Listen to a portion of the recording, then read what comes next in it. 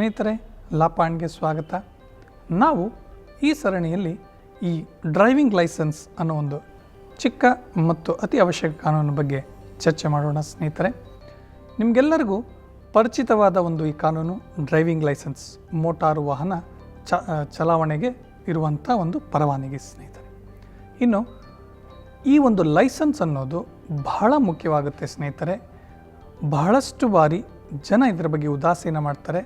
ಇನ್ನು ಈ ಒಂದು ಪರವಾನಗಿ ಇಲ್ಲದೆ ಕೂಡ ವಾಹನವನ್ನು ಚಲಾವಣೆ ಮಾಡ್ತಾರೆ. ಸ್ನೇಹಿತರೆ, ಮೊದಲನೇದಾಗಿ ಯಾವ ರೀತಿ ಈ ಒಂದು ಲೈಸೆನ್ಸ್ನ ತೆಗೆದುಕೊಳ್ತೀವಿ ಅಂತ ಫಾಸ್ಟಾಗಿ ನೋಡಿಕೊಂಡು ಆಮೇಲೆ ನಿಮಗೆ ಇದರಿಂದ ಆಗುವ ಪರಿಣಾಮಗಳೇನು ಅನ್ನೋದನ್ನು ತೆಗೆದುಕೊಂಡು ಮುಂದೆ ಬರ್ತೀನಿ.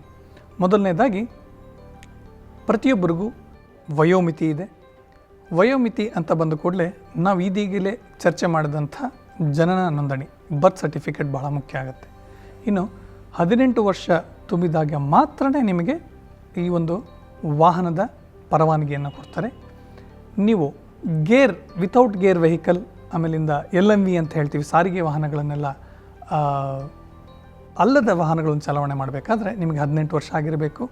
ಇನ್ನು ಗೇರ್ ಮತ್ತು ಸಾರಿಗೆ ಟ್ರಾನ್ಸ್ಪೋರ್ಟ್ ವೆಹಿಕಲ್ಸ್ನ ಮಾಡಬೇಕಂದ್ರೆ ನಿಮಗೆ 20 ವರ್ಷದ ಮೇಲ್ಗಡೆ ಇರಬೇಕಂತೆ ಸ್ನೇಹಿತರೆ. ಇನ್ನು ಮೊದಲನೇದಾಗಿ ನಿಮಗೆ ಲರ್ನಿಂಗ್ ಲೈಸೆನ್ಸ್ ಅಂತ ಕೊಡ್ತಾರೆ.